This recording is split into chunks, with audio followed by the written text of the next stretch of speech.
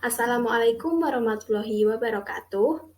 Bagaimana kabarnya hari ini? Semoga baik-baik saja ya. Di video kali ini, saya Arfa Unadiroh akan mempresentasikan bab 6, keterampilan membaca, subbab A, teknik membaca SHTR, dan subbab B, teknik membaca skimming dan scanning. Kegiatan membaca mempunyai peranan yang sangat penting dalam masa hidup manusia sepanjang hayatnya. Nah, sebelum mengetahui teknik membaca SHTR dan juga teknik membaca skimming dan scanning, kita pastinya perlu mengetahui apa itu membaca. Secara linguistik, membaca adalah proses penyandian kembali dan pembacaan sandi, a recording and decoding process, berbeda dengan berbicara dan menulis yang melibatkan aspek penyandian atau encoding. Kegiatan aspek pembacaan sandi atau decoding adalah menghubungkan kata-kata tulis written word dengan makna bahasa lisan atau oral language meaning yang mencakup pengubahan tulisan atau cetakan menjadi bunyi yang bermakna. Jadi, membaca adalah proses mengubah bahasa tulis dengan menggunakan bahasa lisan sehingga menghasilkan bunyi yang memiliki makna dan arti tertentu. Selanjutnya yakni tujuan membaca. Membaca pasti bertujuan untuk memperoleh informasi. Selain itu, tujuan utama dalam membaca adalah untuk mencari serta memperoleh informasi, mencakup isi serta memahami makna bacaan. Nah, melalui kegiatan membaca ini, pembaca akan memperoleh pesan informasi yang hendak disampaikan penulis atau hendak disampaikan oleh pembicara melalui media kata-kata atau bahasa tulis.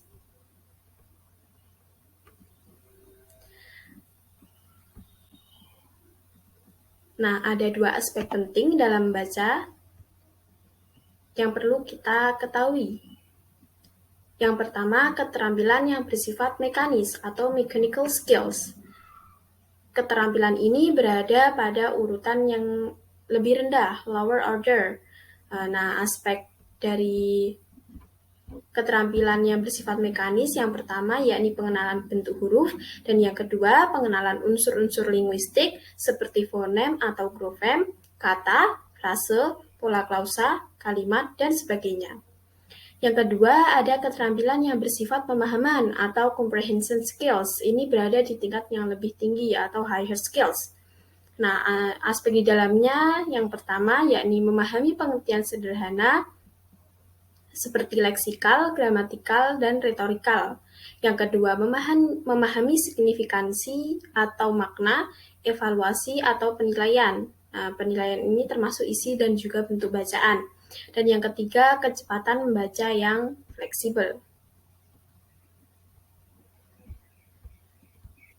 Nah, kebanyakan orang ini dalam memahami suatu bacaan, mereka akan baca secara intensif dari awal hingga akhir suatu buku, artikel ataupun bacaan tertentu. Padahal sebenarnya cara ini adalah cara yang kurang efektif.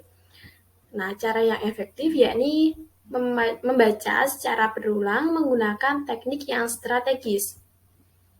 Nah, salah satu teknik membaca yang dinilai efektif yakni teknik membaca SHTR.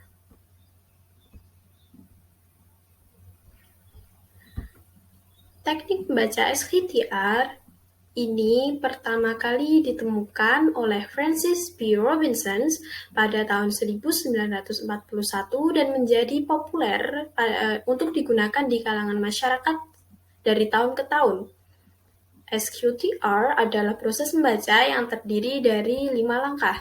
Yang pertama ada survey, yang kedua ada question, yang ketiga ada recite atau recall, yang keempat ada read, yang kelima ada review. Langsung saja kita menuju ke yang pertama yakni survey. Survey adalah teknik mengenal bahan sebelum membaca secara lengkap. Teknik ini dilakukan untuk mengetahui organisasi dan ikhtisar umum yang akan dibaca.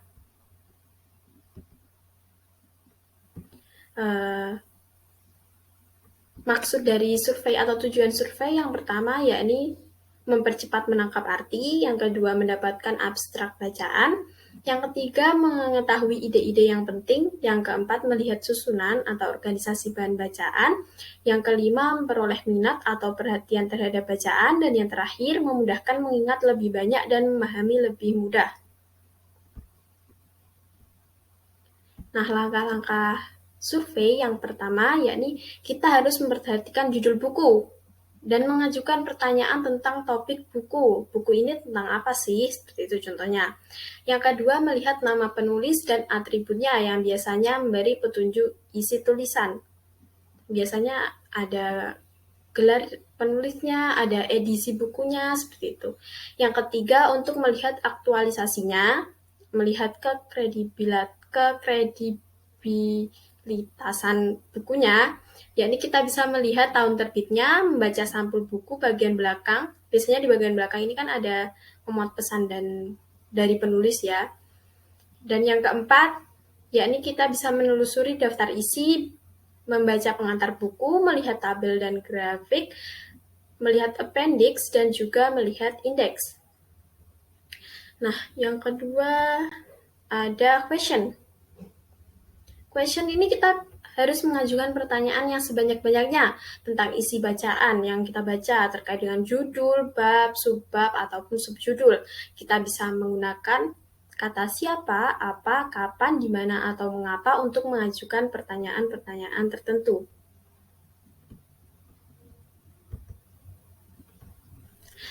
Selanjutnya, ini read, atau dalam bahasa Indonesia kita biasa menyebutnya membaca. Nah, cara membaca yang digunakan adalah cara membaca secara kritis, menelusuri dari bab ke subbab, mencari jawaban-jawaban atas pertanyaan yang muncul, yang tadi sudah diajukan ketika langkah question ya. Nah, kita bisa memperlambat cara membaca kita pada bagian yang dianggap penting atau kita kurang mengerti, dan bisa mempercepat cara membaca kita, kecepatan membaca kita ketika kita pada bagian yang dianggap kurang penting dan kita sudah tahu sebelumnya. Ada dua hal yang harus dihindari pada langkah read ini. Yang pertama, jangan membuat catatan. Kenapa? Karena kalau kita membuat catatan itu hanya akan memperlambat cara membaca kita. Dan hanya akan menjadi catatan kita itu hanya akan menjadi kutipan dari penulis suatu bacaan. Nah, yang kedua, jangan membuat tanda-tanda seperti garis bawah pada kata maupun frase. Ini untuk menghindari kesalahan menggarisbawahi kata yang kita anggap penting, padahal di akhir membaca ternyata kata itu tidak terlalu penting. Nah, jika ada bagian kata ataupun frasa yang kalian kurang mengerti, kita bisa memberi tanda X kecil pada halaman dan bisa mengeceknya kembali nanti setelah selesai membaca. Nah, setelah langkah read ini ada recite atau recall. Setiap selesai membaca satu bagian, kita bisa berhenti sejenak dan mencoba menjawab pertanyaan yang sudah diajukan pada langkah question tadi. Nah, pada kesempatan itu juga kita bisa membuat catatan seperlunya, dan jika masih merasa kesulitan, kita bisa mengulangi membaca bab yang kita anggap sulit tersebut.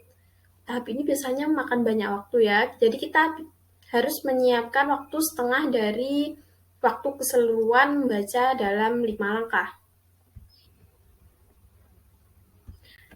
Langkah terakhir ini ada review. Nah, sebagai manusia, daya ingat kita ini terbatas. Misalnya kita seperti pada saat kita membaca suatu bacaan, kita akan menguasai 85% bacaan tersebut, akan mengingat dan memahami.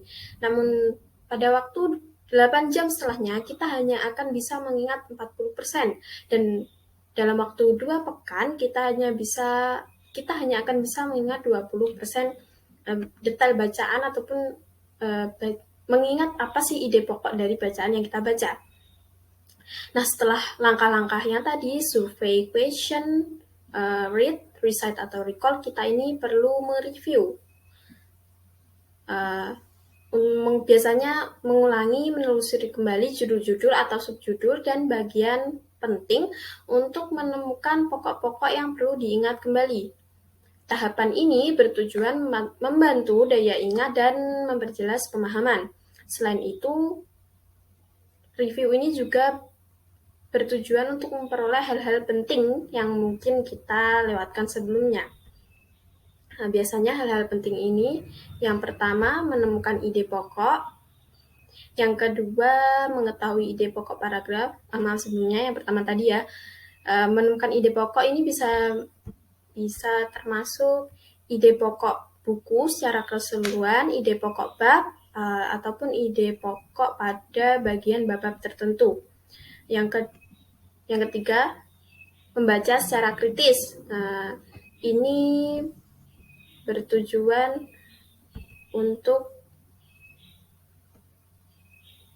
mengetahui isi bacaan, menguji sumber penulis, dan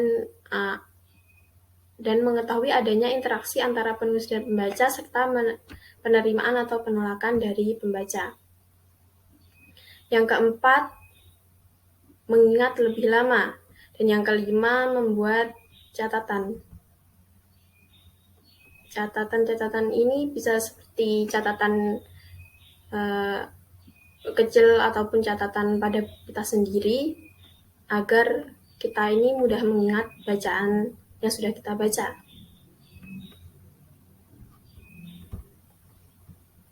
Nah, selanjutnya, kegiatan jenis membaca ditinjau dari segi terdengar atau tidaknya suara dalam baca. Dalam prosesnya ini dapat dibedakan menjadi dua bagian. Yang pertama membaca nyaring dan yang kedua membaca dalam hati. Langsung saja kita ke membaca nyaring. Membaca nyaring adalah suatu aktivitas atau kegiatan yang merupakan alat untuk menangkap serta memahami informasi, pikiran, dan perasaan seorang pengarang. Membaca nyaring yang baik menuntut agar si pembaca memiliki kecepatan mata yang tinggi serta pandangan mata yang jauh, karena mereka harus melihat pada bahan bacaan untuk memelihara kontak mata dengan para pendengar. Jadi intinya membaca nyaring ini kita harus konsentrasinya harus penuh, karena mata kita ini dituntut untuk bisa melihat kata selanjutnya, sedangkan kita harus mengutarakan bacaan atau harus mengeluarkan suara. Selanjutnya ada membaca dalam hati. Membaca dalam hati ini berarti mempergunakan ingatan visual memory, yang melibatkan pengaktifan mata dan ingatan. Tujuan utama membaca dalam hati atau silent reading adalah untuk memperoleh informasi. Nah, seperti pada umumnya membaca ya, membaca dalam hati ini juga bertujuan untuk memperoleh informasi. Tetapi bedanya, membaca dalam hati ini kita tidak mengeluarkan bunyi, kita hanya menggunakan ingatan visual kita. Nah, membaca dalam hati dapat dibedakan menjadi dua bagian. Yang pertama, membaca ekstensif, dan yang kedua, membaca intensif. Membaca ekstensif. Membaca ekstensif berarti membaca secara luas. Tujuan membaca ekstensif dapat memahami isi bacaan yang penting-penting dengan cepat. Jadi membaca ekstensif ini kecepatannya lebih cepat daripada membaca biasanya. Yang pertama, ini dibedakan menjadi tiga. Yang pertama ada membaca survei. Ini secara bagian-bagian tertentu, biasanya kata indeks atau kata-kata penting itu termasuk ada membaca survei. Yang kedua membaca sekilas. Ini kita membaca tapi hanya untuk sekilas, hanya melihat kalau misalnya film kita melihat trailernya seperti itu. Nah, yang ketiga membaca dangkal. Ini kita membaca tetapi tidak untuk mengerti isi bacaan secara mendalam. Jadi hanya gambaran umum bacaannya saja.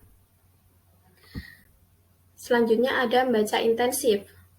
Membaca intensif adalah studi seksama, telaah teliti, dan penanganan. Nah, beberapa bagian dan teknik membaca intensif yaitu kuesioner, latihan pola-pola kalimat, latihan kosakata, telaah kata-kata, dikte, dan diskusi umum. Nah, contoh kegiatan baca yang termasuk ke dalam kelompok membaca intensif, yang pertama membaca telaah isi. Ini seperti contohnya, sebentar.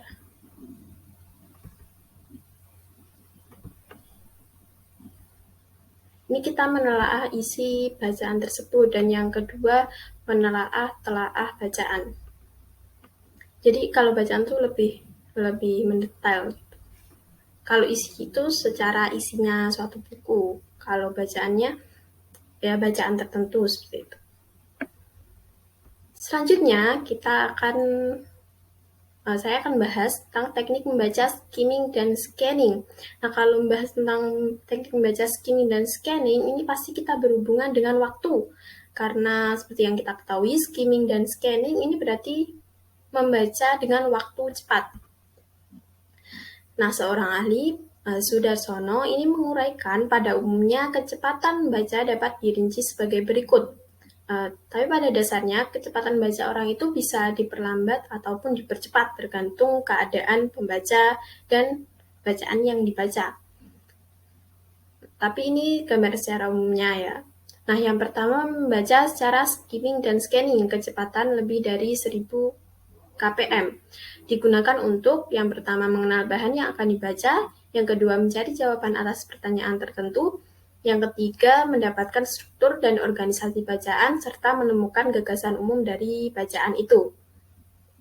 Yang kedua membaca dengan kecepatan yang tinggi, 500 sampai 800 kpm. Digunakan untuk membaca bahan-bahan yang mudah telah dikenali. Ini maksudnya kita sudah familiar dengan bahan bacaannya. Dan yang kedua membaca novel ringan untuk mengikuti jalan ceritanya. Selanjutnya ada yang ketiga membaca secara cepat, ini sekitar 350 sampai 500 kpm, digunakan untuk yang pertama membaca bacaan yang mudah dalam bentuk deskriptif dan bahan-bahan non-fiksi lain yang bersifat informatif. Dan yang B, membaca fiksi yang agak sulit untuk menikmati keindahan sastranya dan mengantisipasi akhir cerita. Nah, yang keempat ada membaca dengan kecepatan rata-rata, yakni 250 sampai 350 kpm. Nah, digunakan untuk membaca fiksi yang kompleks untuk analisis watak serta jalan cerita. Dan yang kedua membaca non-fiksi yang agak sulit untuk mendapatkan detail, mencari hubungan, atau membuat evaluasi ide penulis.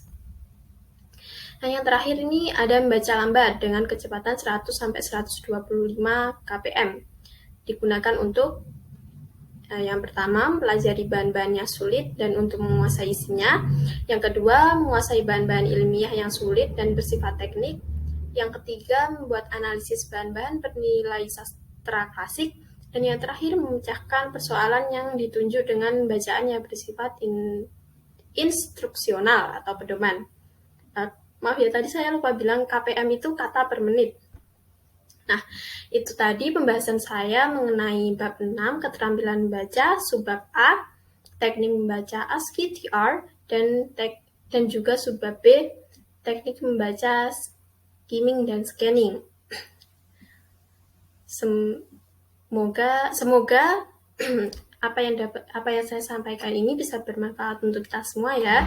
Nah, agar kalian bisa lebih memahami materi hari ini, kalian bisa tonton video sebelumnya dan juga video setelahnya. Linknya akan saya taruh di deskripsi di bawah. Terima kasih telah menonton video ini. Have a nice day. Thank you and wassalamualaikum warahmatullahi wabarakatuh. See ya.